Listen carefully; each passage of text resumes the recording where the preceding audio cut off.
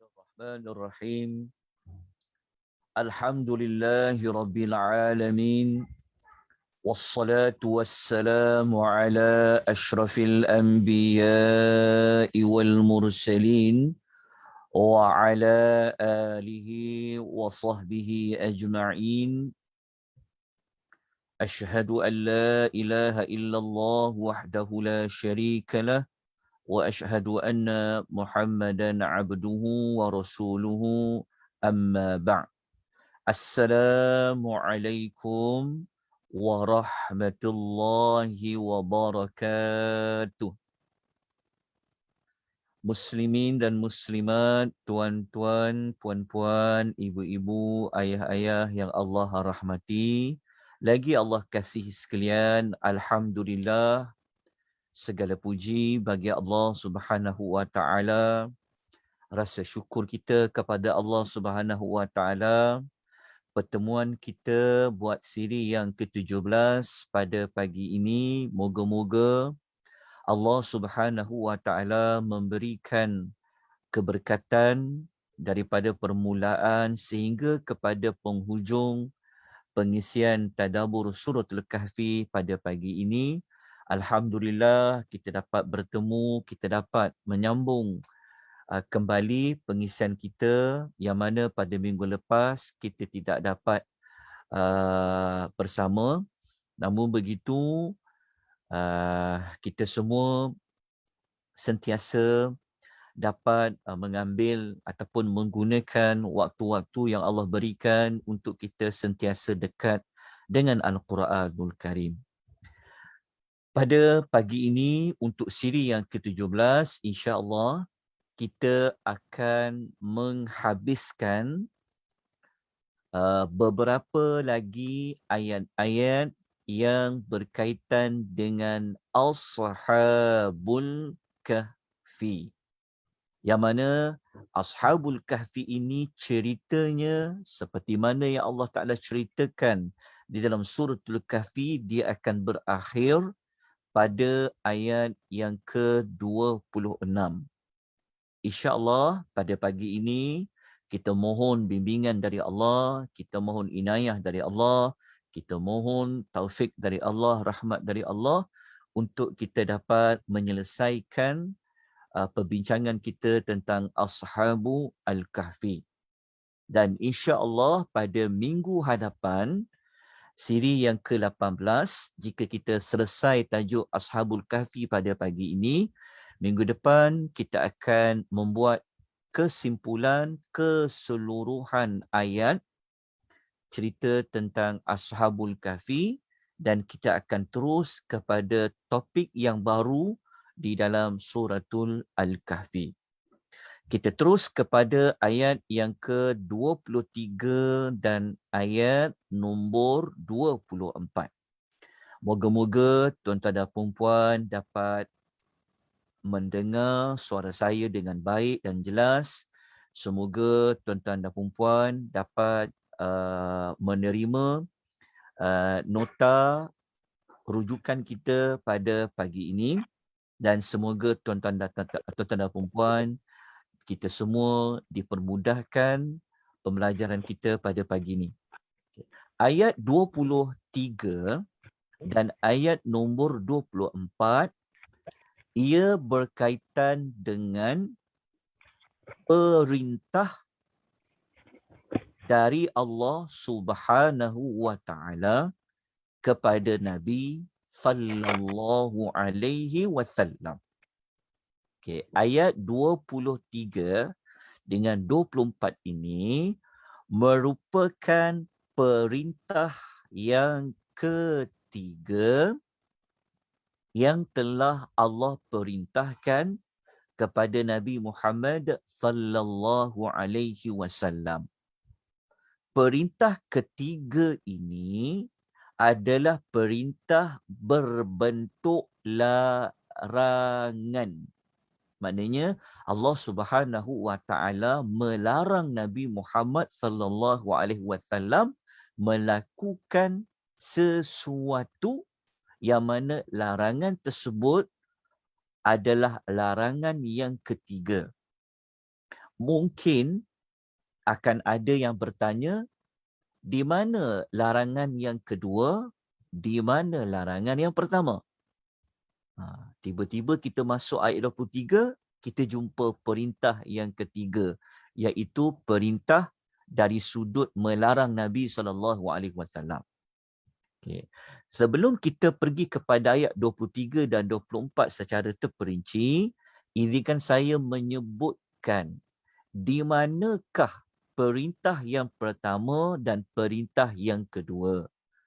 Perintah yang pertama dan perintah yang kedua sebenarnya berada pada ayat yang sebelum ini, iaitu pada ayat 22 yang telah kita pelajari pada 2 minggu lepas, iaitu pada siri yang ke-16. Pada ayat 22, kalau tuan-tuan masih lagi ingat, Allah Subhanahu wa Ta'ala telah membimbing Nabi SAW dalam bentuk Allah memerintahkan Nabi dua perkara. Perintah yang pertama, Allah Subhanahu wa Ta'ala berfirman, kita ambil ayat yang di belakang hujung ayat 22 ini, Allah mengatakan, A'udzubillahi minasyaitonirrajim, fala tumari fihim illa mira'an zahira. Tuan-tuan dapati ada dekat sini ada perkataan la, fala, la. Maksudnya la dekat sini dia merujuk kepada janganlah. Maknanya Allah Taala telah perintah kepada Nabi Muhammad sallallahu alaihi wasallam janganlah.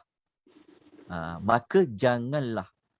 Janganlah apa? Engkau berbantah-bantah tentang hal ashabul kahfi.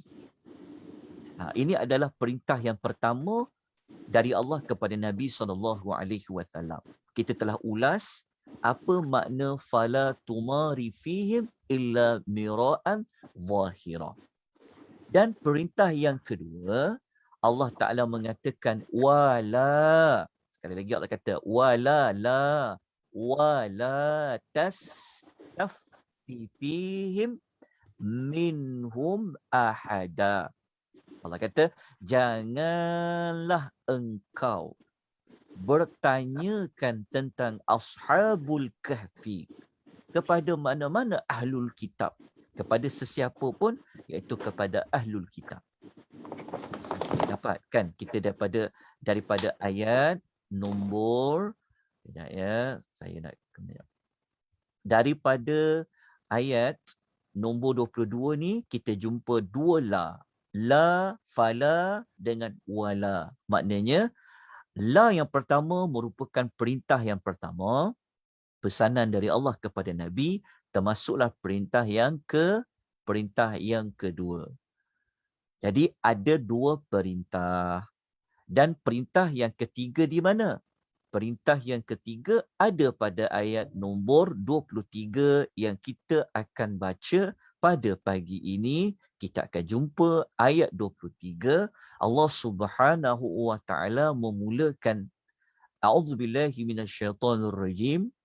Wala, kita jumpa sekali lagi perkataan la, wala taqulanna li syai'in inni fa'ilu dzalika ghada. Allah mengatakan, dan janganlah engkau di sini merujuk kepada Nabi Muhammad sallallahu alaihi wasallam. Allah Subhanahu wa Ta'ala membimbing Nabi dengan mengatakan, dan janganlah engkau taqulanna, berkata, li syai'in, mengenai sesuatu. Mengenai sesuatu, mana kata, janganlah engkau Muhammad kalau nak cakap sesuatu, okey, nak cakap sesuatu, inni fa'ilun dzalika ghada, bahawa aku akan lakukan itu kemudian. Maknanya ayat 23 ni Allah pesan kepada Nabi SAW, kalau nak cakap sesuatu pada, maknanya Nabi kata, kalau Allah kata janganlah engkau nak cakap sesuatu nanti, okey, maknanya kalau engkau nak cakap benda yang akan datang, kan, nak cakap benda itu akan datang, kata Allah Subhanahu wa taala, janganlah engkau nak katakan sesuatu dengan pasti dengan perkataan aku akan lakukan kemudian, ataupun aku akan cakap dia nanti, ataupun aku akan ceritakan nanti. Itu pada ayat nombor 23. Allah pesan kalau nak cakap sesuatu yang akan datang, Allah Taala kata jangan hanya kata aku akan katakan. Okay, Allah kata jangan cakap macam tu, tetapi Allah mengajar nak cakap macam mana. Allah kata illa ayyasha Allah, melainkan insya Allah. Kalau kita gabung ayat 23 dengan 24 ni, bermakna Allah mengajar kepada Nabi SAW, kalau nak cakap sesuatu yang akan datang, janganlah hanya berkata aku akan cakap nanti, melainkan diiringi, okey, nak cakap sesuatu tu kena letak perkataan insya Allah, nanti aku akan cerita, nanti aku akan berkata. Ayat 23 digabung dengan ayat nombor 24. Okey, kemudian, okey, bahagian yang kedua, Allah mengatakan wadhkur rabbaka idza nasit. Okey, Allah mengatakan dan ingatlah, wadhkur, dan ingatlah tentang siapa? Rabbaka, akan Tuhanmu jika engkau lupa. Maka Allah kata, kalau engkau lupa, engkau ingatlah kepada Tuhanmu. Okay. Ayat ini, nak faham dia macam mana, kata para ulama tafsir, jika kita ambil ayat ingatlah akan Tuhanmu jika engkau idza nasita, apabila engkau telah lupa. Nasita, apabila engkau telah lupa. Maknanya Allah pesan, kalau engkau telah lupa, maka ingatlah akan Tuhanmu. Jika dikaitkan dengan insya Allah Ta'ala tadi tu, para ulama tafsir mengatakan, kalau engkau nak cakap sesuatu, kan, tetapi engkau terlupa nak mengatakan perkataan insya Allah, nanti aku akan cakap, nanti aku akan cerita. Kalau ketika itu kamu lupa nak sebut insya Allah, kan, nak buat sesuatu lupa cakap insya Allah, maka kalau kamu teringat selepas itu terlupa nak cakap insya Allah, maka Allah Ta'ala kata apa? Engkau cepat-cepatlah kau ingat kepada Allah. Ingat kepada Allah tu jika dikaitkan dengan ayat ini, maknanya kalau terlupa hari ni nak cakap insya Allah, kalau besok teringat, kau cakaplah insya Allah. Itu jika dikaitkan dengan perkataan insya Allah. Okay. Lepas tu kita sambung di hujungnya. Wa qul asa an yahdiyani rabbi li aqraba min hadza rasyada. Dan katakanlah, Allah suruh Nabi, Allah perintahkan kepada Nabi SAW dalam bentuk selalulah Nabi mengatakan moga-moga, mudah-mudahan ayyahdiyani rabbi, Tuhanku akan memimpin aku ke jalan petunjuk yang lebih dekat min hadza rasyada, dan lebih jelas kebenarannya daripada ini. Okey. Ayat nombor 23 dengan ayat nombor 24 ni, dia adalah satu teguran, dia adalah satu perintah dari Allah tentang Nabi kepada Nabi SAW. Okey, untuk faham ayat ini, apa kata kita lihat ulasan daripada ulama tafsir terlebih dahulu. Okey, kita lihat dekat sini. Kita baca apa kata Ibnu Kathir. Al-Imam Ibnu Kathir dalam Quran Tafsir Al-Quranul Azim, kita baca apa komentar, apa ulasan Ibnu Kathir terhadap ayat 23-24 tadi. Okay. Al-Imam Ibnu Kathir, beliau mengatakan, yang demikian ini, maknanya ayat 23-24 tadi tu, dia kata, merupakan bimbingan dalam bentuk adab dari Allah Subhanahu wa taala kepada Rasulullah sallallahu alaihi wasallam mengenai sesuatu. Okey, ia adalah satu Allah nak bimbing Nabi. Dalam bimbingan itu sebenarnya dia Allah nak ajar Nabi tentang adab. Okey, Allah mengajar Nabi tentang adab. Allah membimbing Nabi tentang adab. Tentang adab apa? Tentang sesuatu jika baginda sallallahu alaihi wasallam hendak melakukannya sesuatu itu pada masa akan datang, iaitu hendaklah baginda sallallahu alaihi wasallam mengembalikan hal itu. Hal itu maksudnya kalau nak buat sesuatu akan datang, hendaklah kembalikan yang nak buat sesuatu itu kepada kehendak Allah. Maknanya kena mengatakan insya Allah. Kan? Bergantung kepada kehendak Allah. Yang mana Allah Ta'ala itu maha perkasa lagi maha mulia. Yang mengetahui segala perkara yang gaib. Yang mengetahui apa yang telah terjadi. Yang akan terjadi.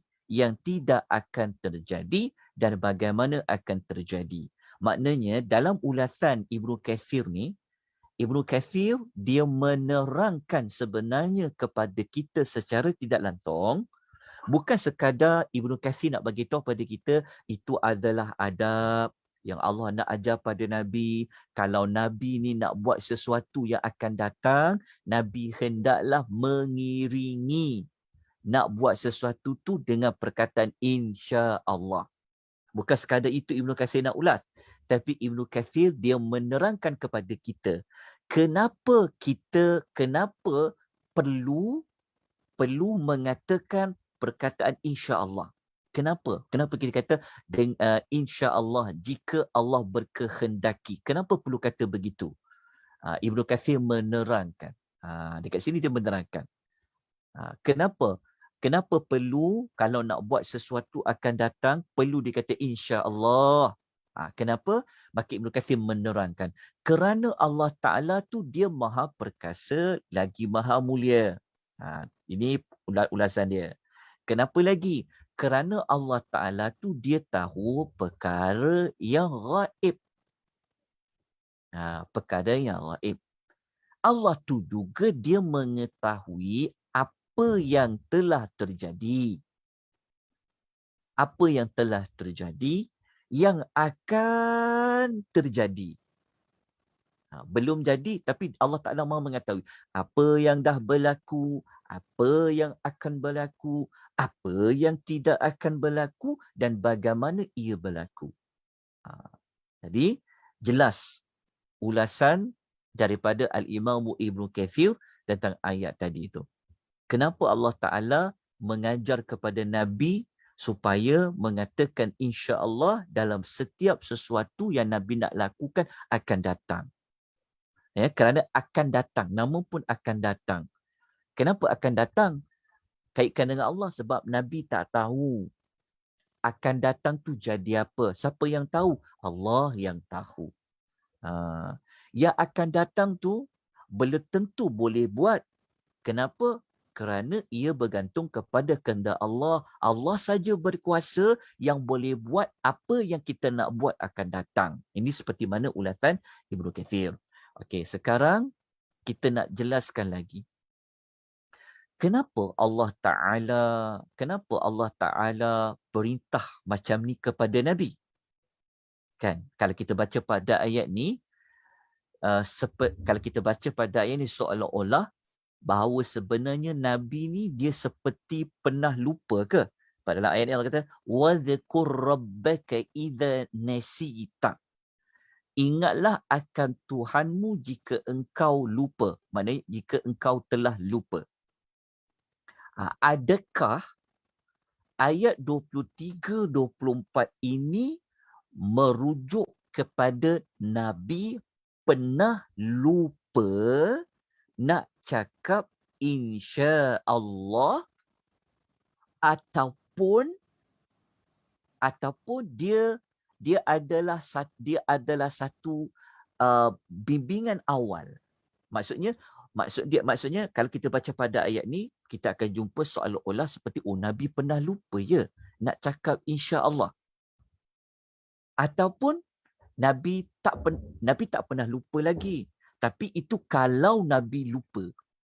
Dia boleh jadi dua kemungkinan lah. Okey.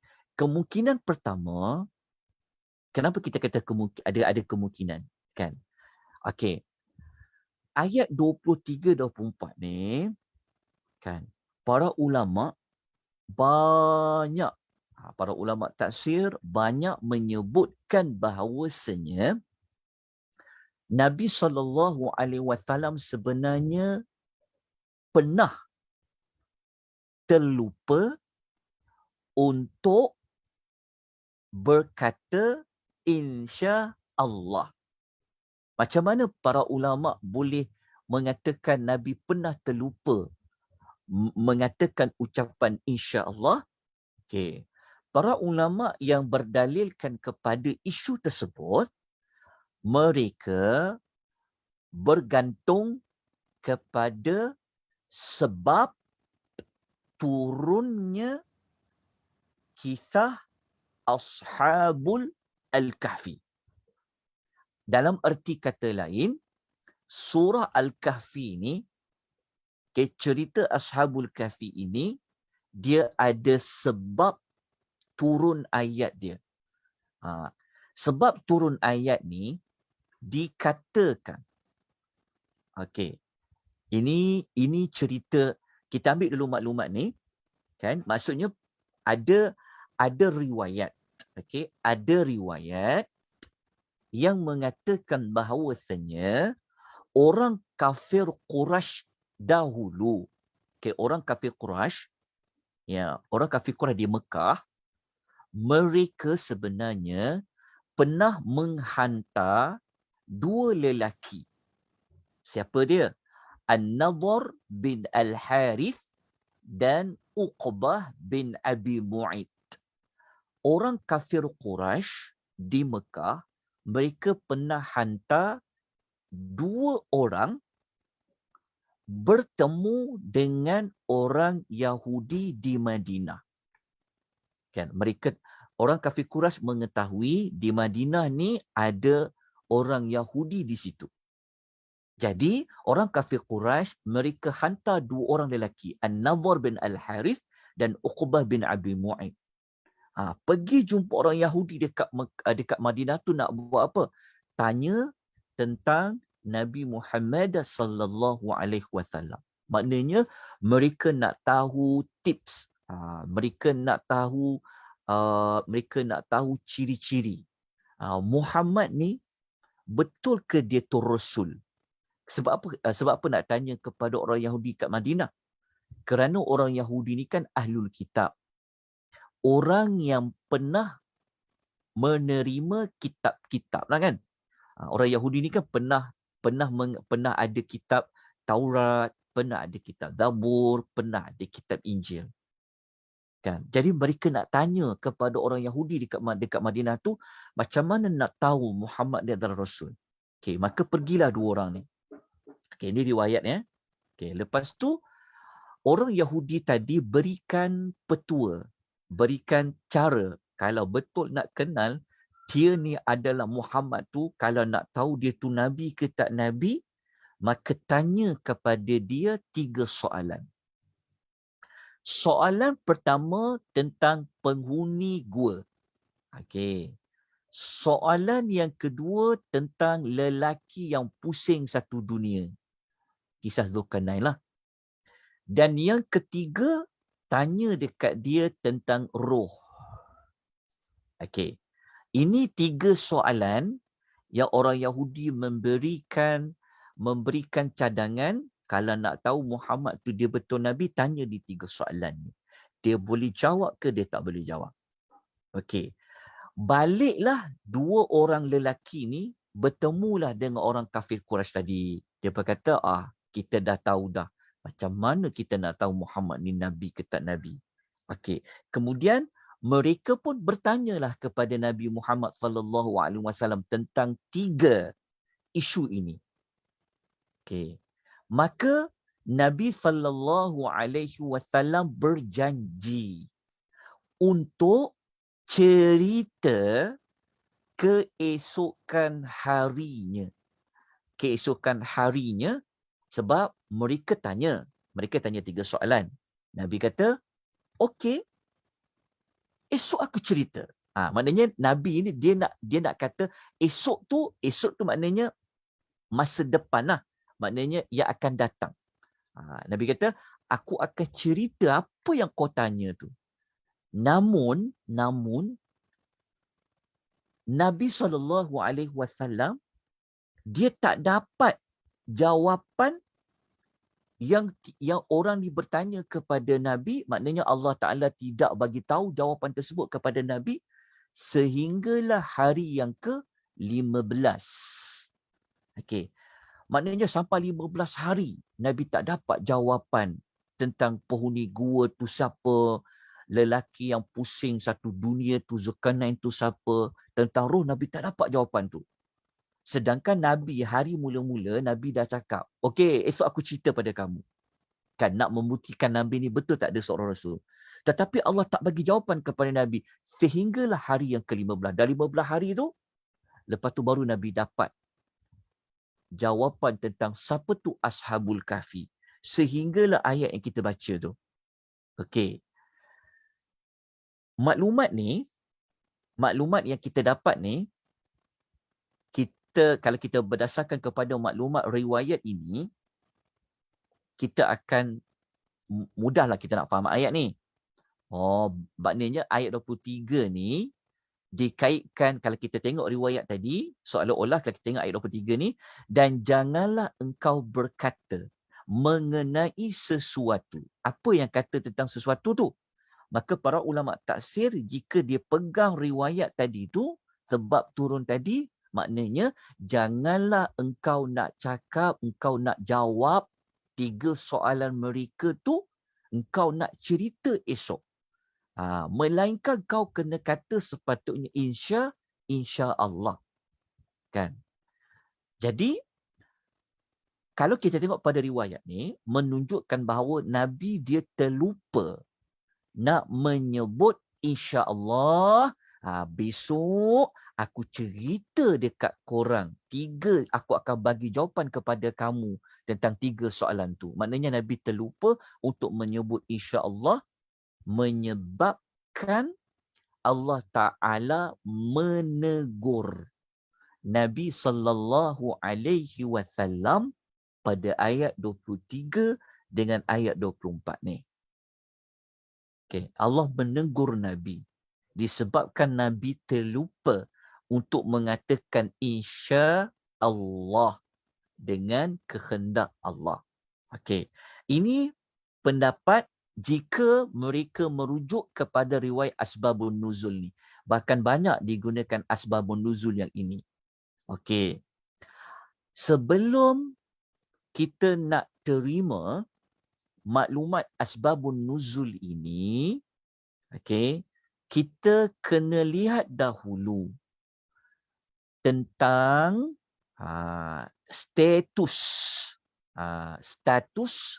riwayat yang cerita yang mereka jumpa orang Yahudi tanya 3 soalan ni. Okey. Riwayat ni sebenarnya berdasarkan kepada 2 sumber.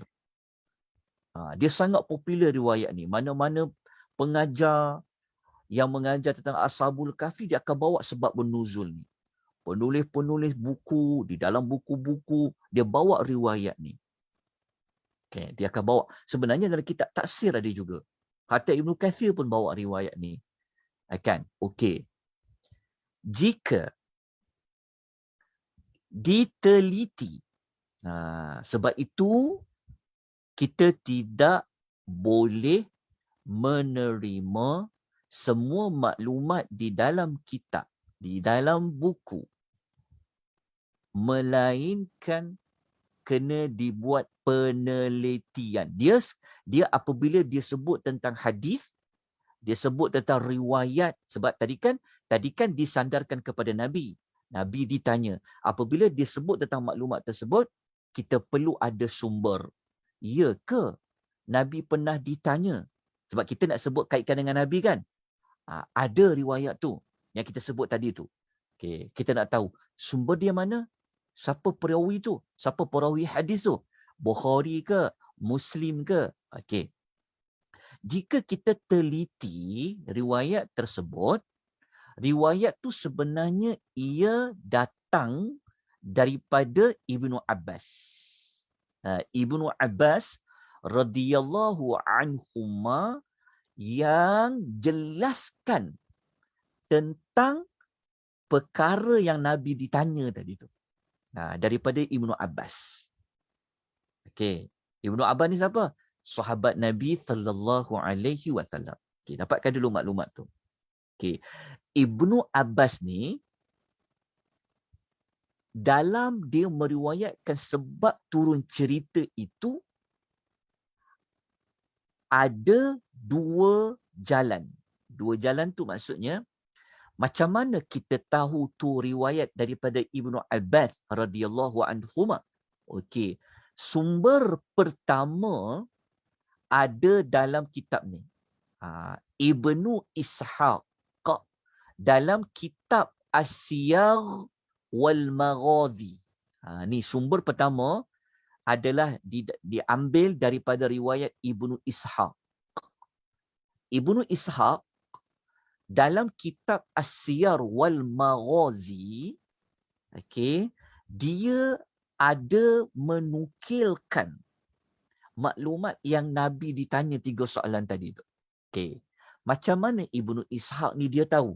Kalau kita baca, sebab tu dalam ilmu riwayat, sebab tu tuan-tuan kena tahu tentang sanad. Kan? Sanad tu rantaian perawi tu. Jadi, para ulama, peneliti, pengkaji, apabila dia nak mengkaji sesuatu tentang sebab turun ayat, kan, maka para ulama melihat sumbernya di mana. Mereka jumpa. Sumber pertama ada dekat kitab As-Siyar wal Maghazi Ibnu Ishaq. Ibnu Ishaq ni macam ni dia tahu. Dia ambil daripada gurunya yang berasal dari Mekah. Guru Ibnu Ishaq ni pula dia ambil riwayat tu daripada Sa'id bin Jubair. Sa'id bin Jubair ni pula dia ambil riwayat tu daripada Ibnu Abbas. Seolah-olah kalau kita buat cerita dia macam ni. Ibnu Abbas dia sampaikan maklumat tu kepada Sa'id bin Jubair. Sa'id bin Jubair menyampaikan maklumat itu kepada seorang lelaki dari Mekah. Seorang lelaki dari Mekah inilah yang menjadi guru kepada Ibnu Ishaq. Ibnu Ishaq ambil maklumat tu dari guru dia dari Mekah tu, letakkan riwayat ni dalam kitabnya Siyar wal Maghazi. Lepas tu ulama-ulama tafsir ambil riwayat tu daripada Ibnu Ishaq. Maksudnya kalau macam kita baca teks Ibnu Katsir kan. Ibnu Katsir, kita belajar sikit pasal periwayat ni. Inilah Islam, agama Islam ni dia ada ilmu sanad. Wah, ilmu sanad ni sangat penting. Kan? Sebab tu tak ada orang boleh menipu tentang hadis Nabi. Mereka akan tanya, Han dapat dari siapa?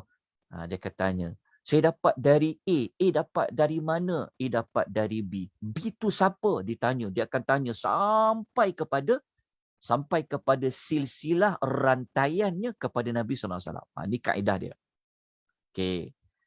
Maknanya kalau kita baca Ibnu Katsir kan, Ibnu Katsir kata, ramai kita banyak rujuk kitab tafsir. Kita pun baca Ibnu Katsir. Ibnu Katsir ni diambil daripada Ibnu Ishaq. Okey. Dapat dari riwayat tu. Okey. Tetapi para penyelidik, pengkaji, mereka mendapati Ibnu Ishaq ni, maknanya guru Ibnu Ishaq ni kan dia kan perkataan seorang dari Mekah. Kan? Kenapa tak letak nama? Kenapa seorang dari Mekah? Disebabkan tidak ada nama, menyebabkan lelaki dekat sini ni, rantaian sanad dekat sini dia panggil majhul. Tidak dapat dikenal pasti. Siapa dia ni? Jadi oleh kerana dia tidak dapat dikenal pasti, dia ni siapa, menyebabkan keseluruhan cerita ini dia jatuh kepada lemah, daif. Okey. Sebab apa daif? Sebab apa dia lemah? Sebab ada satu rantaian cerita ni, Ibnu Abbas, okey, kenal lah seperti Ibnu Abbas. Sa'id bin Jubair, okey, kita kenal. Tapi seorang dari Mekah ni, siapa dia ni? Tidak dapat dikenal pasti. Jika tidak dapat dikenal pasti, tak tahu latar belakang dia siapa, menyebabkan rantaian cerita ni tidak boleh disahihkan cerita tersebut. Sebab apa? Ada rawi, dia panggil rantaian sanad tu tak dikenali. Jadi dia jatuh apa? Cerita tu belum dapat dikatakan sahih. Sebab apa kita kata dia bukan sahih? Sebab ada isu pada seorang yang tak dikenali menyampaikan maklumat tersebut kepada Ibnu Ishaq. Okey, jelas kan? Okey. Lepas tu kita tengok yang belah sini pula. Selain daripada, okey, pelan-pelan kita belajar. Selain daripada riwayat Ibnu Ishaq, ada dalan lain, sumber lain daripada Abu Nuaim. Okey, kita ambil yang belah ni pula, Abu Nuaim. Abu Nuaim dalam kitab Ad-Dalail. Okey, yang ini kita dah selesai dah. Kita tengok kepada Abu Nuaim dalam kitab Ad-Dalail. Abu Nuaim dalam kitab Ad-Dalail, dia mendapat cerita yang Nabi tanya soalan tadi tu. Nabi ditanya 3 soalan tadi, masih ingat kan? Dapat cerita tu daripada As-Suddi As-Saghir. Okey. As-Suddi As-Saghir dapat maklumat tu daripada Al-Kalbi. Al-Kalbi dapat maklumat tu daripada Abi Salih. Abi Salih dapat maklumat tu daripada Ibnu Abbas. Dalam arti kata lain, Ibnu Abbas menyampaikan maklumat tu kepada Abi Salih. Abu Salih menyampaikan maklumat tu kepada Al-Kalbi. Al-Kalbi menyampaikan maklumat tu kepada As-Suddi As-Saghir. As-Suddi As-Saghir menyampaikan maklumat tu kepada Abu Nuaim. Kan? Para ulama apabila nak tentukan cerita yang Nabi ditanya tu sahih ke? Betul ke Nabi pernah tanya? Maka cara dia salah satunya melihat sanad, melihat rantaian perawi tu. Ambil dari siapa, nukil pada siapa tu. Maka tiba-tiba setelah diteliti, sangkut dekat kisah As-Suddi. As-Suddi ni, dia yang memang riwayat dia asbabun nuzul, memang dikenal pasti riwayat dia sangat lemah. Riwayat dia lemah. disebabkan kes As-Suddi ni, kan, apabila ada masalah pada salah satu rantaian sanad dia ni, menyebabkan keseluruhan cerita tadi tu, ia juga tidak boleh dikatakan sahih. Iaitu ceritanya, maknanya riwayat yang Nabi ditanya 3 soalan tu adalah dhaif, adalah lemah. Tuan-tuan faham kan? Dia punya cara dia. Oleh kerana itu, para ulama yang menulis tentang asbabun nuzul, sebab turun, mereka mengatakan, mereka mengatakan ni, yang cerita yang An-Nadhr bin Al-Harith, Uqbah bin Abi Mu'ayth jumpa orang Yahudi tanya pada Nabi 3 soalan, lepas tu Nabi sampai tak kata insya-Allah tu, wahyu turun 15 hari selepas itu, riwayat ni lemah. Tapi riwayat ni popular, disebutkan oleh kan, banyak orang buat riwayat ni kerana nak memahami ayat ini. Kan, apabila nak faham ayat ni, kan, nak bagi cerita, daripada riwayat tersebutlah para ulama mengatakan, rupa-rupanya kenapa Allah tegur Nabi, janganlah engkau berkata ni. Rupa-rupanya pernah berlaku zaman Nabi terlupa nak cakap insya-Allah. Kerana Nabi terlupa cakap insya-Allah, itulah Allah Ta'ala tak turunkan wahyu cerita tentang Ashabul Kahfi, tentang Zulkarnain tu selama 15 hari. Lepas 15 hari baru Allah bagi tahu kepada Nabi. Adakah cerita Nabi terlupa tu sahih? Jawapannya adalah dhaif. Riwayatnya lemah. Jadi kalau riwayat lemah ni macam mana Ustaz? Boleh guna tak? Itu isu dia. Dapat kan? Okey. Maknanya begini. Kalau nak faham Al-Quran, salah satu jalannya kena tahu sebab-sebab ayat tu turun. Okey, dalam istilah Arab dia panggil asbab an-nuzul. Okey, sebab apa ayat ni turun? Dia ada sebab-sebab tertentu. Okey, tetapi kena ingat, banyak ayat Quran yang turun tanpa ada sebab-sebab yang khusus. Jangan kita faham ayat Quran ni turun sebab kerana ada peristiwa yang khusus. Kita tak boleh faham macam tu. Siapa belajar sebab turun ayat, dia tahulah. Okey. Jadi riwayat yang dikatakan Nabi sampai tak dapat jawab soalan 15 hari itu, sehingga sampai 15 hari itu, riwayat itu adalah lemah. Kalau riwayat itu lemah, maknanya asbabun nuzul, sebab turun ayat tu, kita letak dia ke tepi dulu. Sebab dia lemah kan? Kita letak dia di tepi. Kan? Okey. Jadi ayat ni valid tak?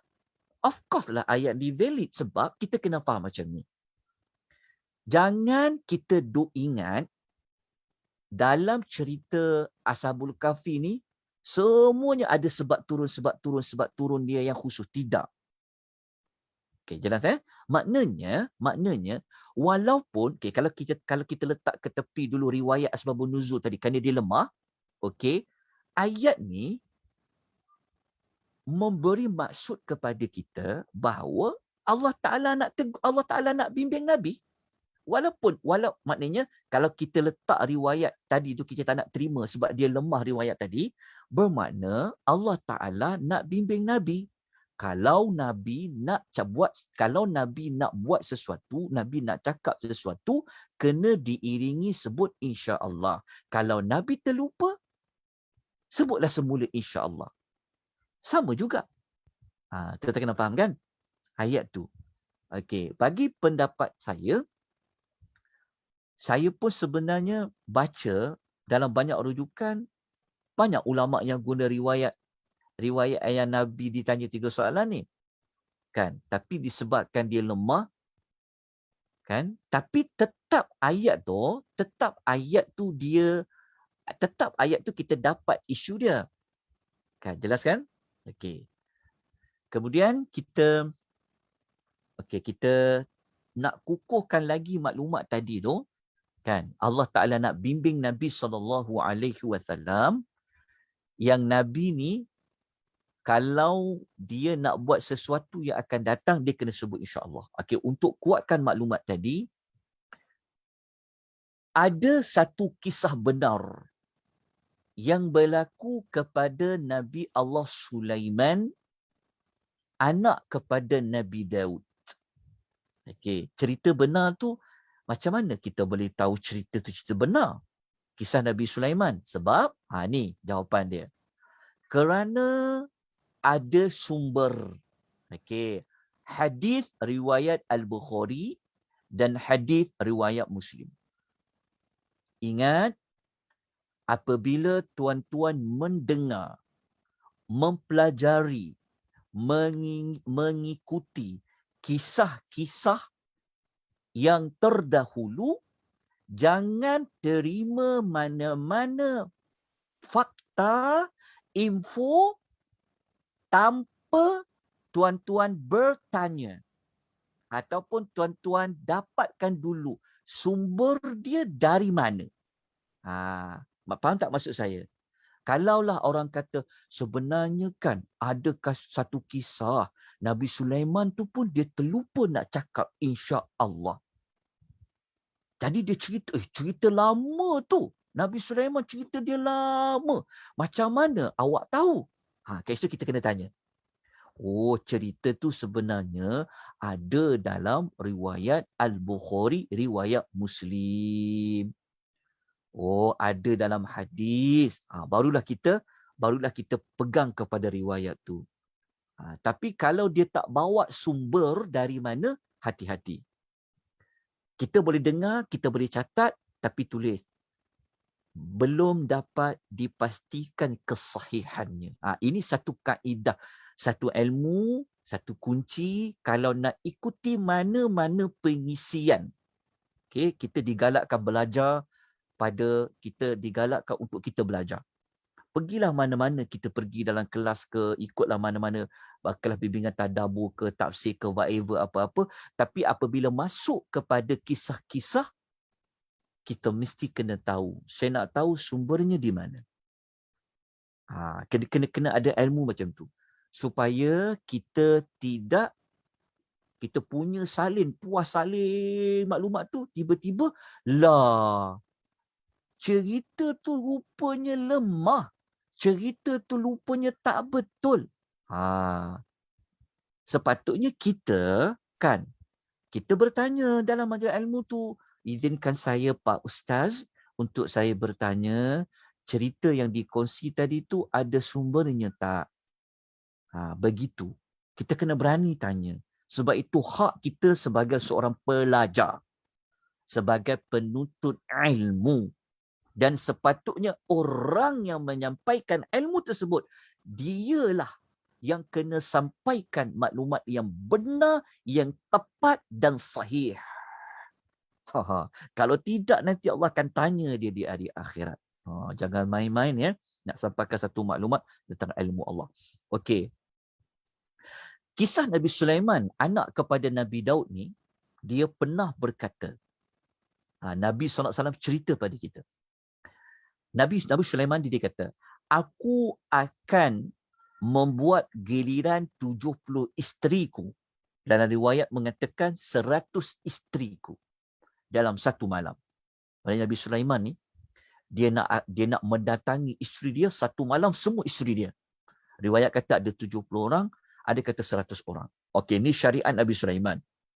Kalau syariat Nabi Muhammad ni, isteri 4 saja, tak ada lebih 4 kan.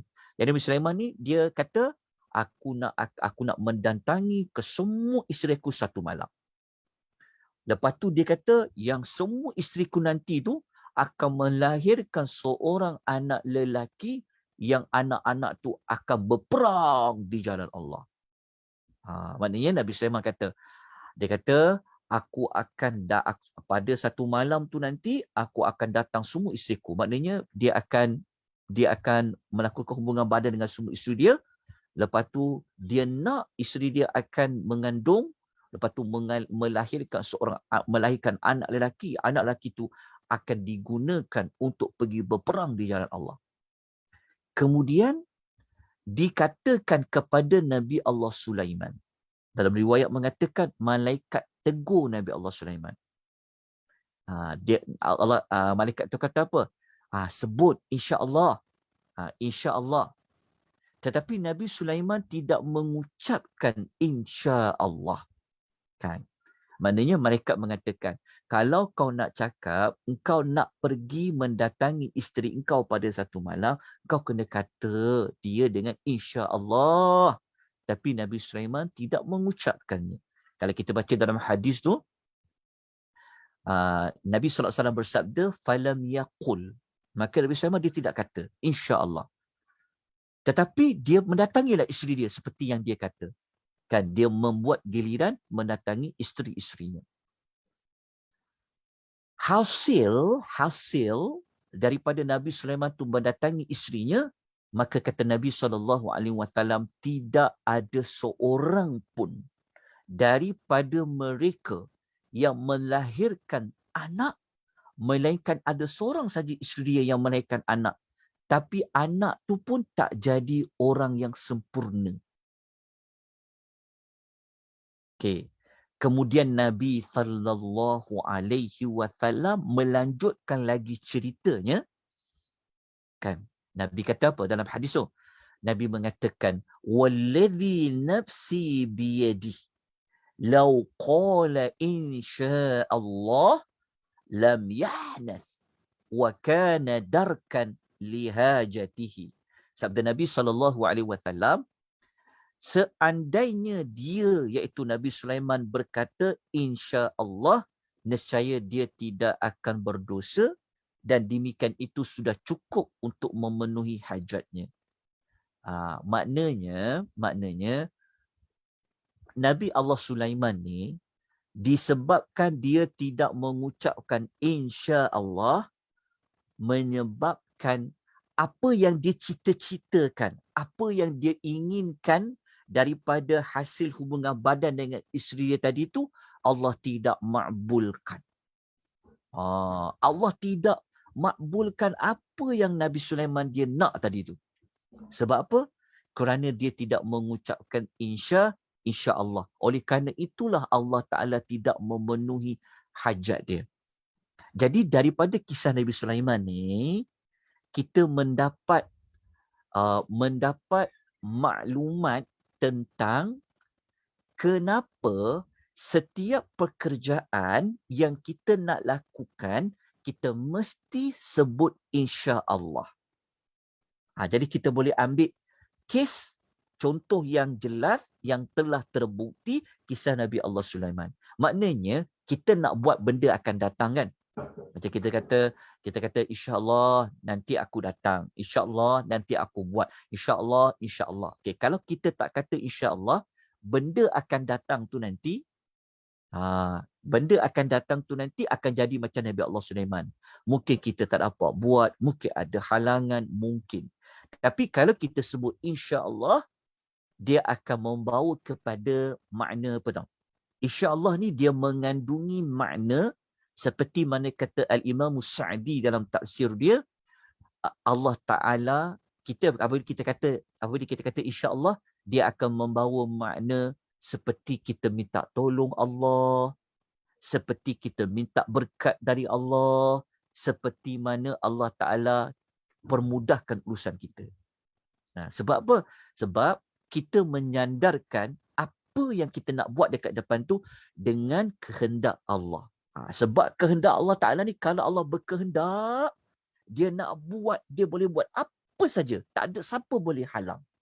Dan menunjukkan apabila kita kata insya-Allah, dia akan membawa erti kita minta pertolongan Allah, kita minta keberkatan dari Allah, kita minta Allah permudahkan. Jadi contoh yang jelas pernah berlaku kepada Nabi Allah Sulaiman alaihi salam, yang dia juga terlupa untuk dia mengucapkan insya Allah.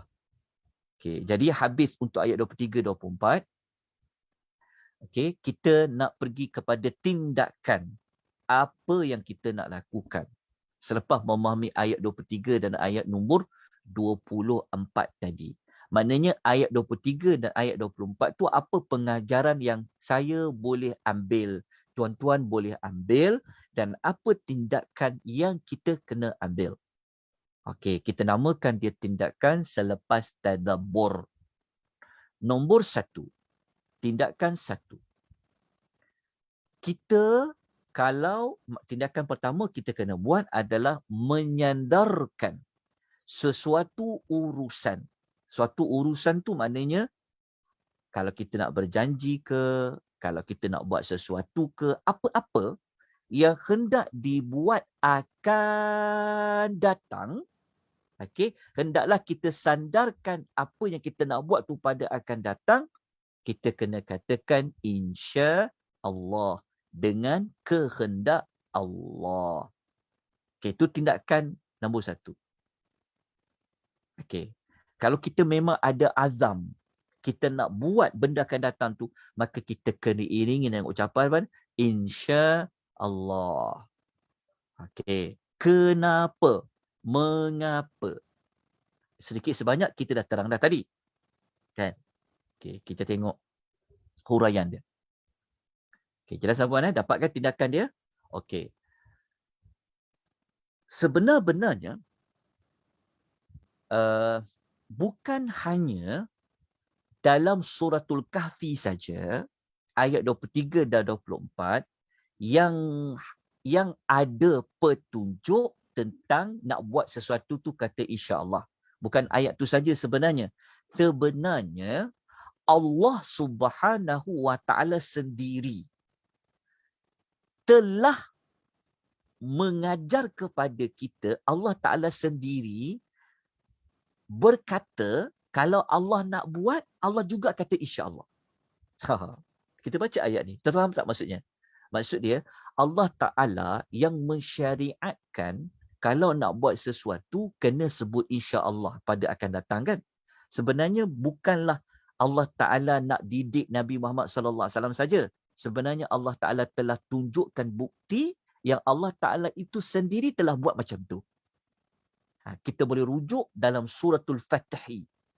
Okay, dalam suratul Fatihi, ayat nombor suratul Fatih, ayat nombor 27, muka surat 514.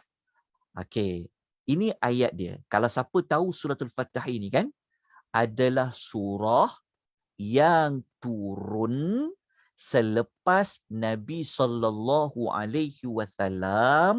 membuat perjanjian Hudaibiyah. Suratul Fatihi. Yang mana surah Al-Fatihi adalah surah yang turun selepas Nabi SAW tidak jadi nak masuk ke Mekah. Kerana orang Arab Mekah tak bagi Nabi masuk Mekah lagi pada tahun itu. Tapi Nabi telah buat perjanjian namanya Al-Hudaibiyah. Di tempat Hudaibiyah tu. Okay.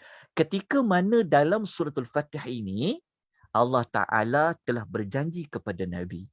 Tapi Allah berjanji kepada Nabi, kan janji tu nak buat akan datang. Maka dalam Allah berjanji kepada Nabi, Allah mengiringi ucapan insya-Allah.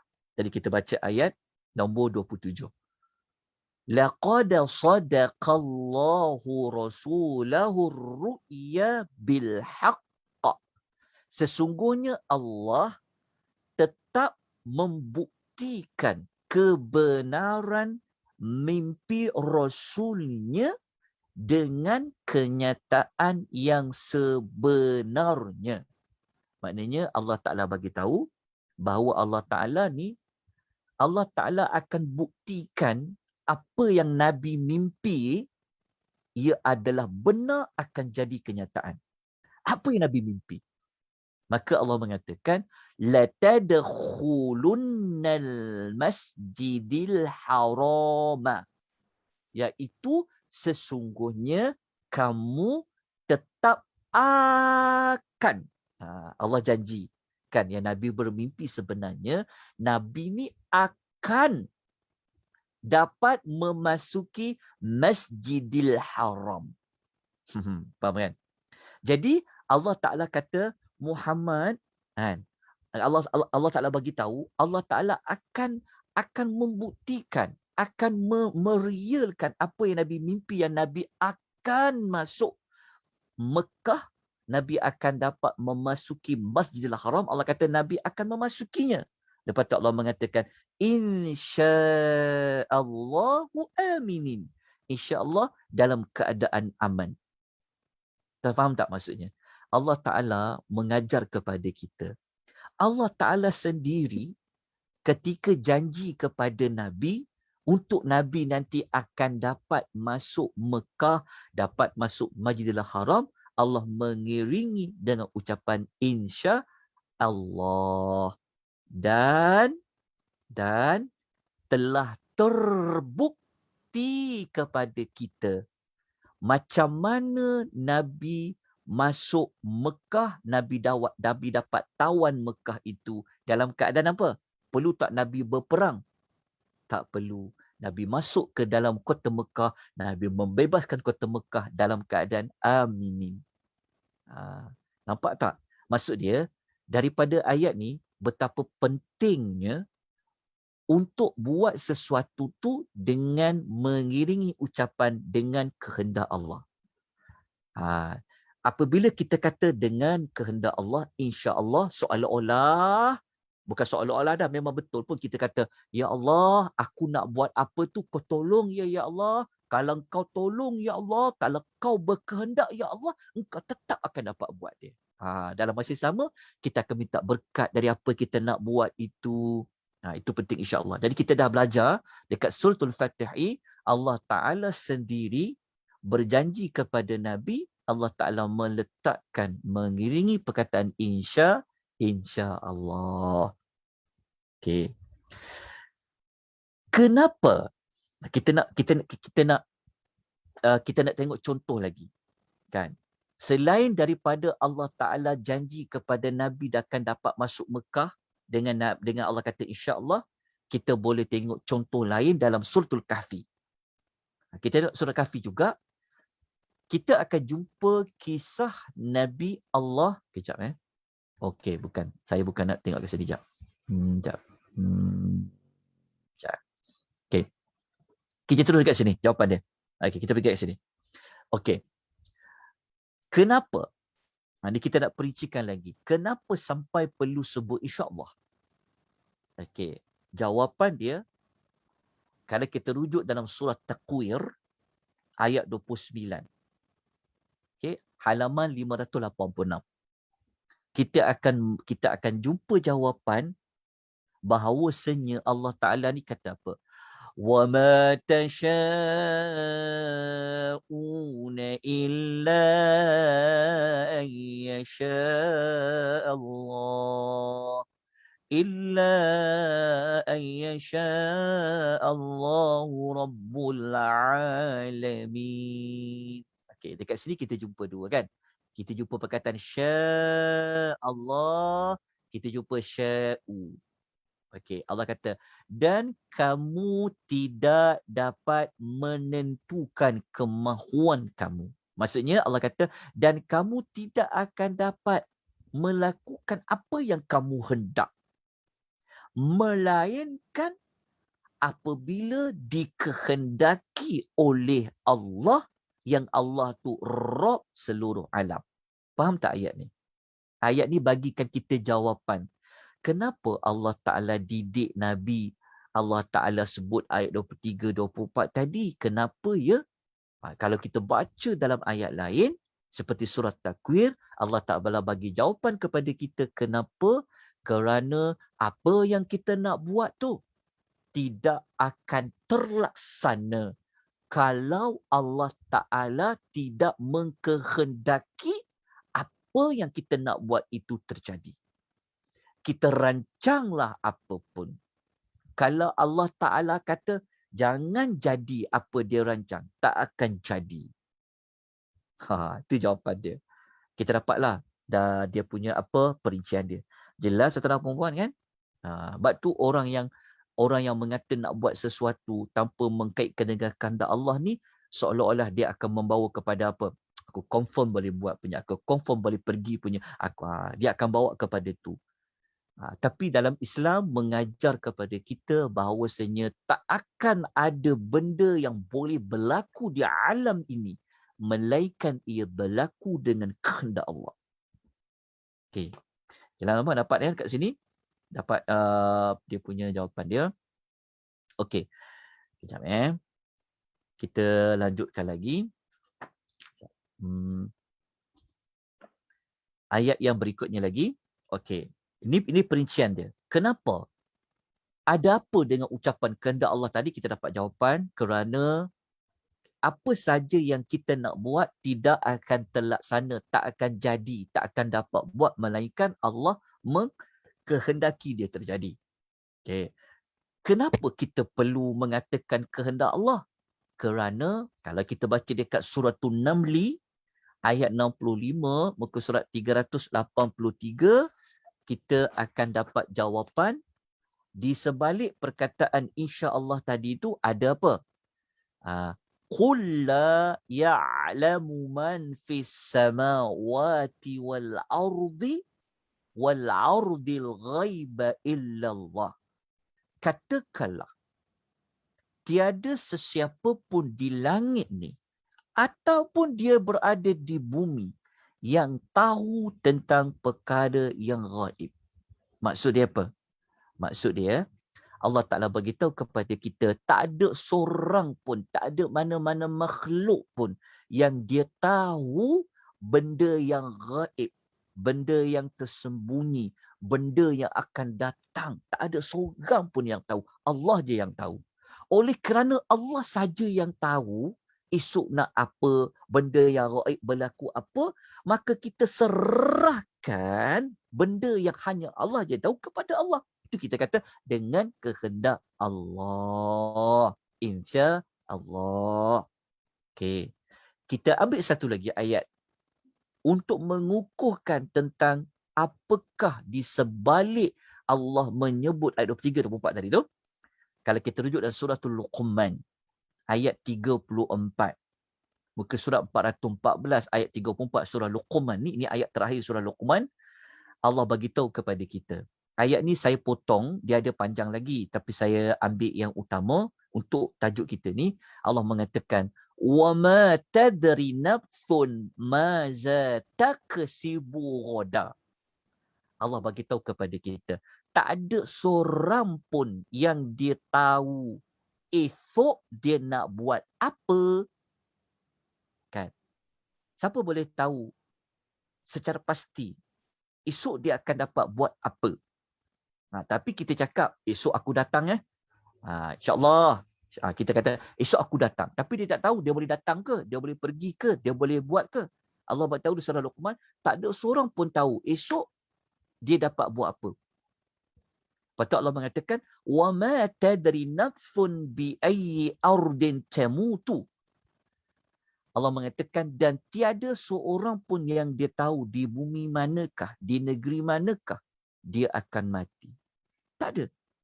Innallaha alimun khabir. Sesungguhnya Allah maha mengetahui lagi maha al-khabir. Iaitu maha mendalam ilmunya. Okey. Okey. Dapat tuan-puan jawapan? Kan penjelasan di sebalik ucapan insya-Allah tu mengandungi makna apa?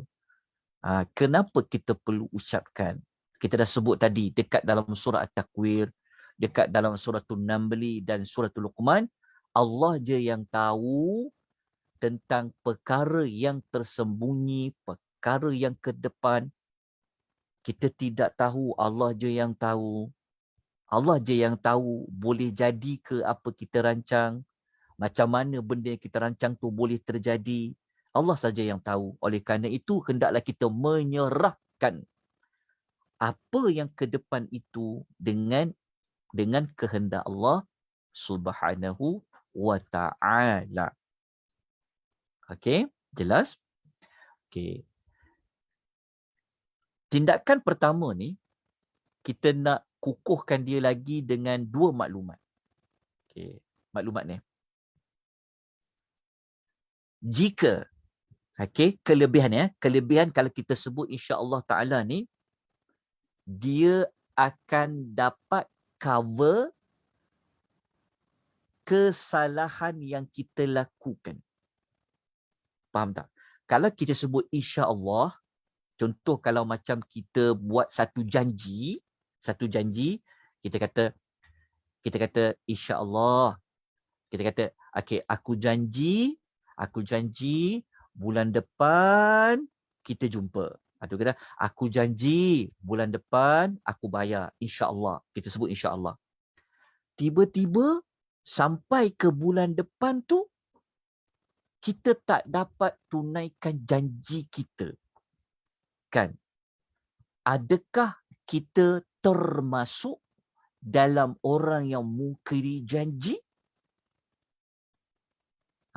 Apabila kita mengiringi ucapan insya-Allah tadi, atau insya-Allah Taala tadi itu kita sebutkan pada permulaan dia, kita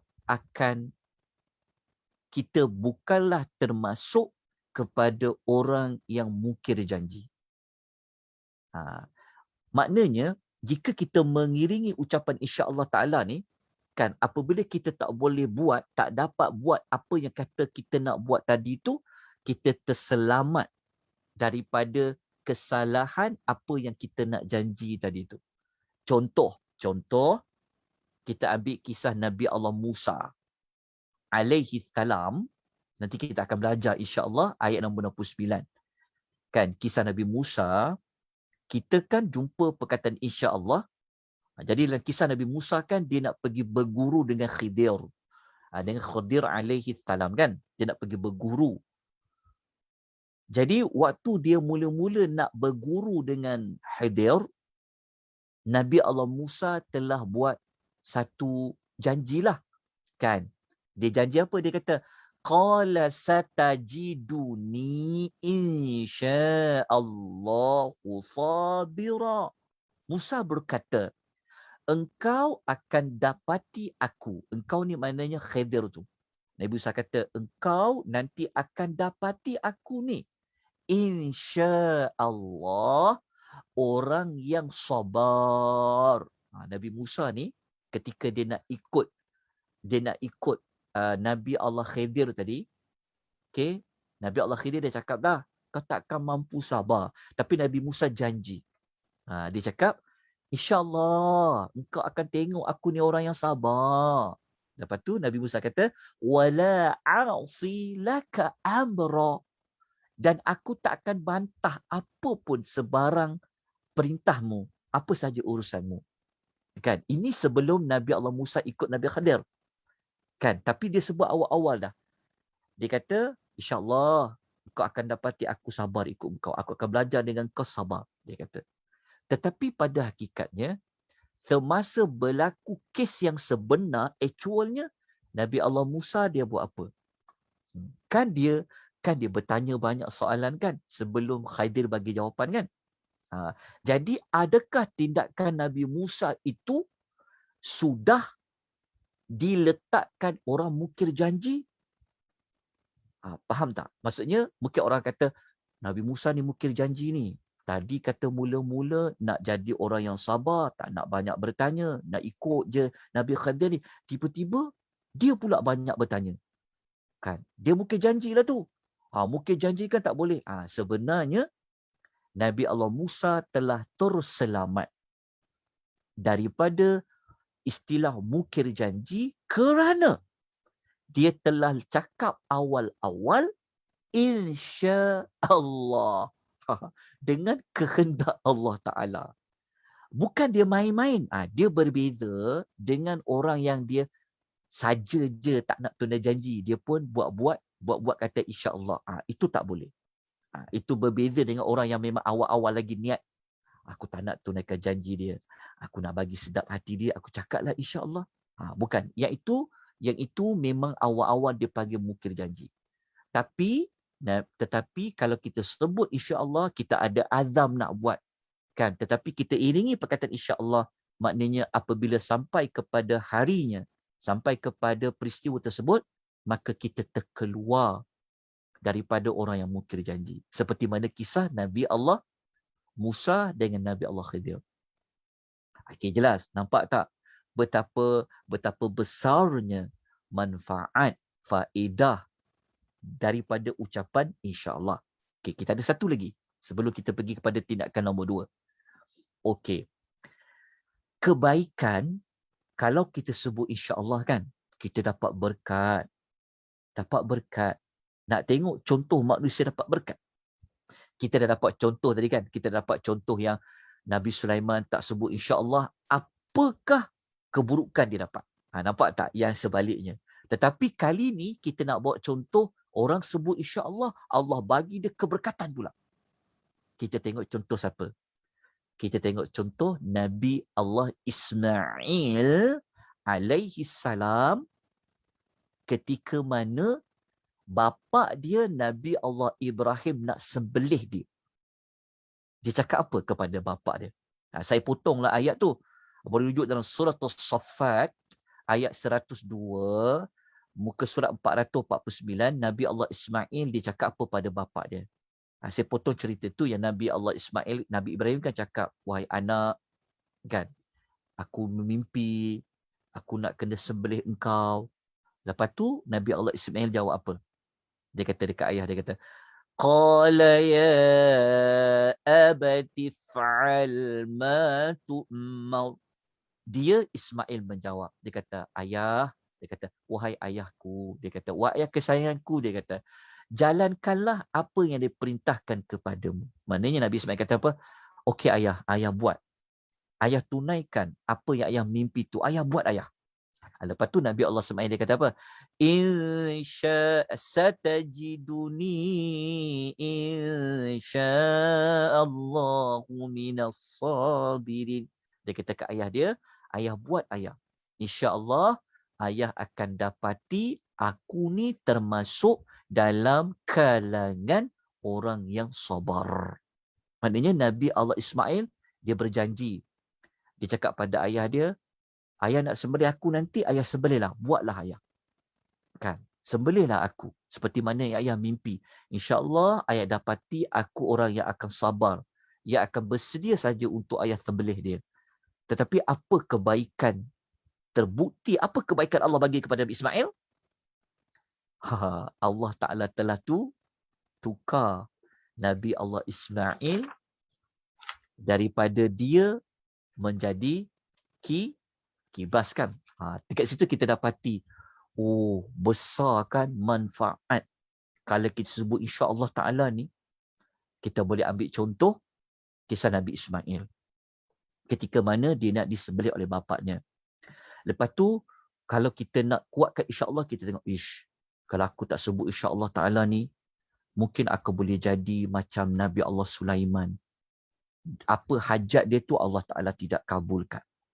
Kita pun ingat, aku kena sebut insya Allah. Dan kita terlupa nak sebut. Contohnya kita terlupa nak sebut pada kawan kita kan, kita mesej dia semula. Insya Allah, okay, aku terlupa tadi nak sebut insya Allah tu. Kan? Okay, insya Allah aku datang. InsyaAllah aku datang. Kan? Kadang-kadang kawan kita kata, engkau free tak? Jom kita minum-minum. Kan? Dekat scan. Kita kata, okay, confirm. Proceed, kita kata kan. Tapi kita terlupa nak cakap insya Allah. Tiba-tiba, lepas solat zuhur, contoh kan, teringat, alamak, terlupa aku nak cakap insya Allah tadi. Walaupun dah esoknya, kan, kita kata mesej balik kat kawan kita. Aku nak cakap semula ni. Tadi aku cakap proceed kan. Aku terlupa cakap insya-Allah. Okay, proceed insya-Allah. Insya-Allah. Macam tu yang ayat Quran ajar tadi. Wadhkur idza nasita. Sebab apa? Sebab kita dah tahu kebaikan daripada penyebutan mengiringi sesuatu tu dengan insya-Allah. Sebab kita tak tahu tau. Kita janji dengan kawan kita ni mungkin sekadar sembang kosong. Kan? Kita tak tahu, mungkin kita jumpa kawan kita tu, mungkin kita jumpa kawan kita tempat kita janji tadi, sebab kita dah kata insya-Allah, mungkin Allah Taala bagi benda yang kita tak sangka. Macam kisah Nabi Ismail. Kan? Tak sangka rupa-rupanya Allah Taala tukar sesuatu. Jadi kita tak tahu. Jadi mungkin kita jumpa kawan kita tiba-tiba, oh, kita dapat projek ke, contoh dapat job ke, kita tak tahu. Betul tak kan? Tapi apabila kita menyandarkan dengan kehendak Allah, dia punya kebaikan dia sangat banyak. Sebab itu Allah Ta'ala telah mengajar Nabi SAW dekat ayat nombor 23 dan 24 ini. Sama ada ayat ni ada sebab turun ke, dia tak ada sebab turun ke, ayat ini tetap ia ayat Quran dan dia ada pengajaran dia. Okey, jelas tuan-tuan dan puan-puan. Dapat kan tentang tindakan untuk yang pertama, tapi kita nak pergi kepada tindakan kedua sebelum kita tamatkan. Boleh tak tuan-tuan dan puan-puan? Boleh teruskan lagi? Ke kita nak sambung je minggu depan? Boleh tak bagi maklum balas? Boleh tak tuan-puan? Saya dah buka dah tu. Boleh Ustaz, boleh. Boleh. Teruskan. Boleh Ustaz. Boleh sambung ke boleh apa ni? Boleh teruskan Ustaz. Boleh teruskan. Okey. Sila Ustaz, sila. Kejap ya. Kejap. Boleh sambungkan Ustaz. Boleh. Okey, sekejap ya. Sekejap. Ada yang bertanya soalan tu. Sekejap ya. Sekejap. Dia begini. Sekejap Ada yang tanya soalan dekat ruangan chat di Zoom. Dia bertanya soalan tentang apa beza dengan biiznillah. Sebenarnya sama. Ada ayat Quran tu sebut. Memang ada ayat Quran. Dia menyebut tentang ayat sebut biiznillah. Cuma saya terlupa tentang ayatnya. Sekejap ada ayat yang sebut. Dia sebenarnya sama. Kehendak Allah dengan izin Allah tu dia ada persamaan. Ada persamaan dia. Okey. Kita terus pergi tindakan kedua ya. Okey, tindakan kedua ni last kita belajar pada pagi ni, maknanya memang tak sempatlah untuk habiskan keseluruhan dia. Okey, kita pergi kepada tindakan yang kedua. Okey, tindakan kedua daripada ayat kita belajar, kalau kita lupa, kita kena ingat Allah. Okey, tindakan kedua ni memberi makna kepada kita sebenarnya secara pengajaran bukanlah kita lupa ingat Allah semata-mata kalau kita lupa sebut insya-Allah saja, bukan itu semata-mata. Walaupun ayat tu kata dikaitkan dengan kalau terlupa untuk sebut insya-Allah, lepas tu kalau terlupa sebutlah ia semula insya-Allah. Bukan itu saja semata-mata, tetapi diambil secara umum pengajaran dia, kalau kita memang lupa terhadap Allah, maka kita cepat-cepat kita kena mengingati Allah. Ataupun kita terlupa nak buat kebaikan, cepat-cepat kita ingat Allah. Siapa yang biasa amal, dia terlupa cari barang, dia terlupa, dia istighfar lah, dia berselawat lah, tiba-tiba jumpa. Kan, betul tak? Kadang-kadang kita jadi macam tu juga. Mana pula lah aku letak buku tadi, mana pula lah letak pers tadi kan. Jadi kalau kita lupa, kita boleh guna kaedah cepat-cepat kita ingat Allah. Selawat ke, istighfar ke, sebutlah. Ingat Allah. Ini pun pengajaran kita boleh belajar. Saya sebut dalil dia. Okey. Al-Imam As-Sa'di, Syekh As-Sa'di ketika mana mengulas ayat tadi tu, beliau mengatakan, cuba tindakan kita apa? Kita mengingati Allah ketika kita berada dalam keadaan lupa. Okey. Kata As-Sa'di dalam tafsir dia, perintah mengingati Allah ketika lupa dapat mengingatkan seseorang apa yang dia lupa dan agar dia tidak menjadi orang yang benar-benar dalam kelalaian. Okey. Jadi salah satu kesan kalau kita lupa, kita ingat Allah ketika kita lupa tu, dia akan membawa faedah dia kita boleh ingat apa yang kita dah lupa tadi. Okey. Kita tengok contoh. Perkara yang besar apabila kita lupa, antaranya kita dilupakan sebab dia dikaitkan dengan syaitan. Jadi kalau kita baca dekat ayat Suratul Al-A'raf, ayat nombor 201-202. Sebelum tu saya nak tengok surah ni dulu. Okey, kita tengok dulu Suratul Kahfi ayat 63. Okey, kisah Yusa' bin Nun yang dia teman Nabi Allah Musa. Okey, secara tak langsung kita belajar juga ayat 63 Suratul Kahfi. Okey, tadi kita belajar kisah Musa, dia berjanji kepada Khadir kan. Sekarang ni kisah Musa Yusa' bin Nun yang dia cerita dekat Nabi Musa pasal ikan yang dia terlupa tu. Tapi dikaitkan dengan siapa? Okay, kita ambil ceritanya yang mana Allah Ta'ala berfirman, A'udzubillahi minasyaitonirrajim, Qala ara'aita idh awayna ila sakhrah fa inni nafitul hut wa ma ansanihu illa syaitanu an adhkurah. Okay. Wattakhadha sabilahu fil bahri ajaba. Temannya berkata, maknanya Nabi Musa berkata. Temannya ni maksudnya Yusa' bin Nun, dia cakap kepada Nabi Musa. Dia kata apa? Engkau tahu tak apa yang terjadi waktu kita stop tadi, yang kita berehat tadi dekat batu tu? Nabi Allah sebenarnya Nabi Allah Musa, dia bertanya dekat Yusa' bin Nun, mana bekalan ikan yang kita bawa tu? Lepas tu Yusa' bin Nun pun kata, kau nak tahu tak sebenarnya apa yang berlaku waktu kita singgah dekat batu tu? Lepas tu Yusa' bin Nun kata apa? Aku sebenarnya, dia kata, aku lupa nak ingatkan kau peristiwa yang berlaku dekat batu tadi tu. Yang dekat batu tu aku terlupa nak cerita dekat engkau, terlupa nak ingatkan kau. Sebab kenapa terlupa? Disebabkan syaitan. Dia kata, tiadalah yang menyebabkan aku lupa daripada sebut hal ikan itu kepada engkau, melainkan syaitan. Yang mana tuan-tuan nak tahu, dekat batu tu, ikan yang mereka bawa tu hidup, dan ikan tu dia loncat keluar daripada bekas yang mereka bawa tadi tu, masuk ke dalam laut. Sebenarnya, di batu itulah tempat adanya Khadir yang mereka nak cari. Kat situ tempat dia. Tetapi Yusa' bin Nun, dia lupa nak bagi tahu dekat Musa yang ikan dia tu menjadi, yang ikan yang hidup tu dekat batu tu, dia lupa nak bagi tahu tentang ikan tu. Rupanya dekat situlah tempat Khadir tadi tu.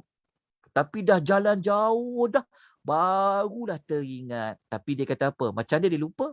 Dia kata itu adalah daripada syaitan. Syaitan telah melupakan Yusa' bin Nun. Begitu juga kita pun sebenarnya akan lupa nak buat kebaikan, dikaitkan dengan syaitan. Jadi Allah suruh kita buat apa? Kita baca ayat Suratul Al-A'raf ayat 21, 202. Allah mengatakan, innal ladzina taqaw idza massahum ta'ifum minasyaitani tadzakkaru. Sesungguhnya orang yang bertakwa, apabila mereka disentuh oleh sesuatu imbasan, hasutan daripada syaitan, mereka cepat-cepat ingat. Ingat kepada apa? Ingat kepada Allah. Maka dengan itu mereka, kata Allah, fa'idhahum mubsirun. Maka dengan itu mereka akan melihat jalan yang benar. Maksud dia, syaitan ni, dia sentiasa nak bagi kita lupa. Jadi apabila kita lupa tu, akan menyebabkan kita terlupa nak buat kebaikan.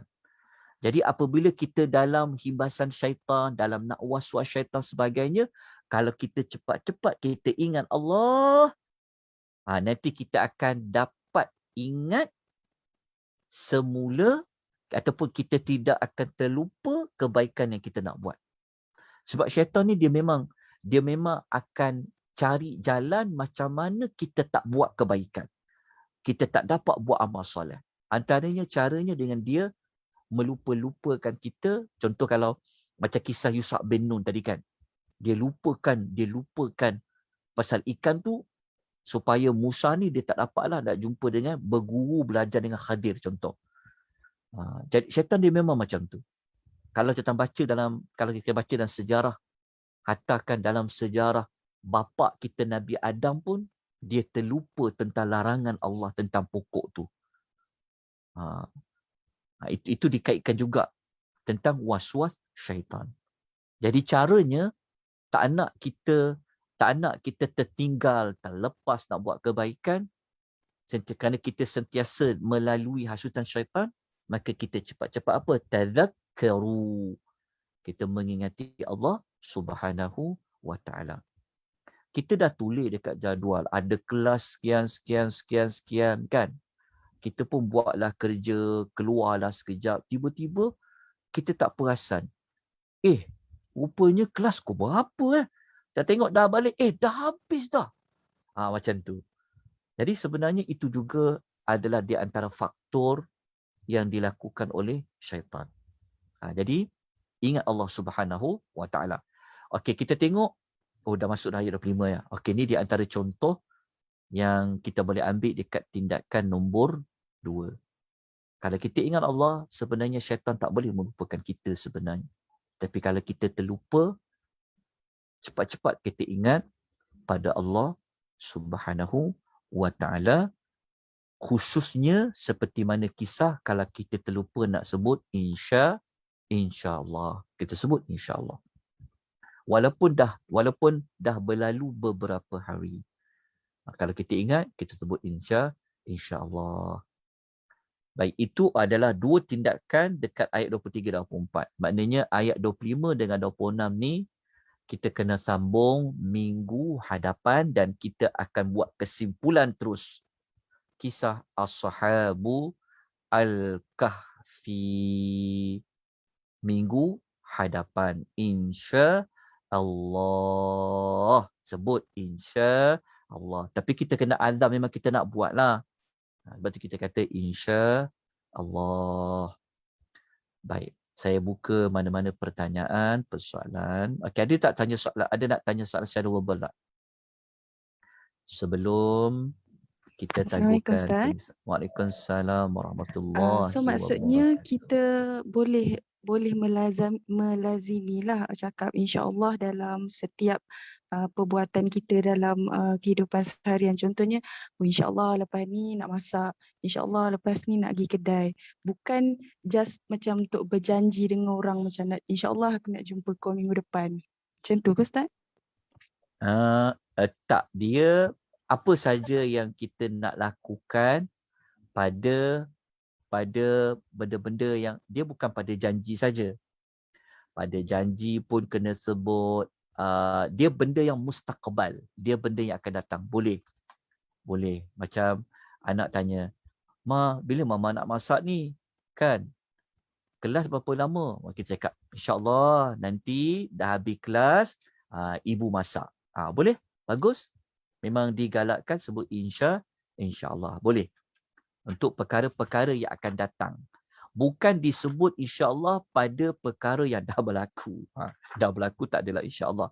Dia benda yang akan datang. Boleh. Ustaz, apa beza dengan biiznillah? Bila nak boleh guna? Sama. Kegunaan dia sama juga? Kegunaan dia sama je. Dia ada, maksud dia dekat izin Allah Ta'ala tu dikaitkan juga dengan kehendak Allah. Kalau kita tak kata insya-Allah, kita sebut bahasa Melayu. Kita kata dengan izin Allah aku sampai. Dia membawa persamaan lah dari sudut perkataan masya-Allah. Boleh. Sebab dalam Quran Allah memang gunakan, saya cari ayat tu sebenarnya. Saya dah jumpa dah semalam. Persoalan tu ada. Memang ada dalam Quran Allah juga menggunakan biiznillah. Ada persamaan dia. Dalam Wallahu surah ta'ala Al-Baqarah a'lam. ayat 249, muka surat 41 ada perkataan biiznillah. Biiznillah ya. Okey, Ya. jazakillah. Maknanya boleh. Kalau kita tak nak sebut Masya Allah, tapi kalau kita kata dengan izin Allah, dia akan membawa juga kepada makna dengan kehendak Allah. Izin Allah dikaitkan juga dengan kehendak Allah. Secara umumnya begitu. Okey. Ada pertanyaan lain? Ikut insya-Allah Ustaz, pada Assalamualaikum. Waalaikumsalam warahmatullahi wabarakatuh. Ya puan. Okey Ustaz, contohnya lah ya, kita dapat satu jemputan ya. Okey, Aha. tapi memang kita dah pasti tak dapat pergi ya, tapi kerana tak mahu melukakan hati dia ke, kita cakap insya-Allah. Sedangkan kita dah tahu memang kita pasti tak dapat datang. Macam mana tu Ustaz? Ya, yang tu tak Okey, sesuai. terima kasih. Dekat situ dia tak sesuai, kita menyebut insya-Allah. Sebab kalau kita kata insya-Allah, kita telah jual, seolah-olah kita katakan dengan kehendak Allah kan. Jadi kita tak boleh macam tu. Kita tak boleh guna di dalam helah. Jadi kita kena cakap je. Mohon maaf, saya memang tak boleh nak hadir. Sebab insya-Allah ni kata Syekh Saleh Al-Utsaimin, dia hanya dikaitkan dengan kita memang kita nak buat. Memang kita ada azam nak buat. Lepas kita letakkan dengan kehendak Allah. Jadi kalau kita memang kita tak nak pergi, memang kita tak nak ikut, memang kita tak nak buat, kita tak perlu sebut insya-Allah. Jadi tak kena pada menggunakan nama Allah Ta'ala tadi dengan kehendak Allah. Kan? Jadi kita kena baikilah, tak perlu sebut insya-Allah. Kita kata je. Kita kata, saya mohon maaf, saya memang tak boleh nak pergi. Sebab kita tahu dah jadual kita, memang kita tak boleh nak pergi. Kita kata, kecuali kalau kita nak kata, insya-Allah kita kata, setakat ni kalau dalam jadual aku memang tak boleh datang. Aku minta maaf banyak-banyak. Tetapi jika ada perubahan jadual ke ataupun tak jadi apa yang aku dah rancang tu, insya-Allah aku akan pergi tempat kau. Yang tu tak apa. Faham ya? Ayat dia tu. Kita berlapik lah Ustaz. Kita berlapik lah ya. Bila kita cakap tu. Ya. Kita berlapik. Maknanya kita kata. Maknanya bila kita bagi jawapan tu, kita berlapik. Ya. Lainnya kalau kita berlapik. Tak dengar. Dengar. Saya dengar puan. Okey.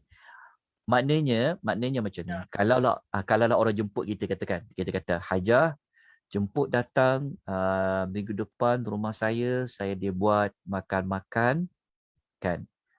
Kita nak jaga hati dia. Tapi kita tahu minggu depan hari yang dia sebut tu memang kita dah ada program lain. Contoh kan. Jadi kalau kita memang tak dapat nak pergi, memang kita tak nak pergi tu, kita tak boleh sebut insya-Allah. Tapi kalau kita kata, kalau kita nak sebut insya-Allah juga, kita kata insya-Allah kalau program aku tu tak jadi ke, kan? Kalau program aku tu selesai awal ke, insya-Allah aku cuba datang. Tu tak apa. Sebab kita ada juga azam nak datang tu. Tapi kalau kita memang tak boleh, memang kita kata memang niat kita memang tak nak pergi, maka kita tak perlu sebut insya-Allah. Tu yang diulas oleh Syekh Saleh Al-Utsaimin dalam tafsir Suratul Kahfi itu disebut macam tu. Wallahu ta'ala a'lam. Jelas ya? Jelas Ustaz. Terima kasih. Okey, sama-sama. Okey. Kita dah 12 suku. InsyaAllah nanti kita jumpa lagi minggu hadapan. Siri yang ke-18. Siri terakhir untuk Ashabul Kahfi. Kita nak buat kesimpulan sebab apa nak buat kesimpulan panjang sikit sebab dalam banyak cerita Ashabul Kahfi ni dia menjadi nama surah. Lepas tu namanya Suratul Kahfi. Kenapa tak nama surah Musa ke? Kenapa tak nama surah Khidir ke? Surah Zulkarnain. Maknanya ada sesuatu dekat situ. Tambah-tambah lagi kita berada pada akhir zaman. Jadi kita akan buatkan kesimpulan bagi kisah Ashabul Kahfi pada minggu depan insya-Allah. Aqulu qouli hadza wa astaghfirullahal azim wa billahi taufiq wal hidayah. Wassalamualaikum warahmatullahi wabarakatuh. Waalaikumsalam Ustaz. Terima kasih.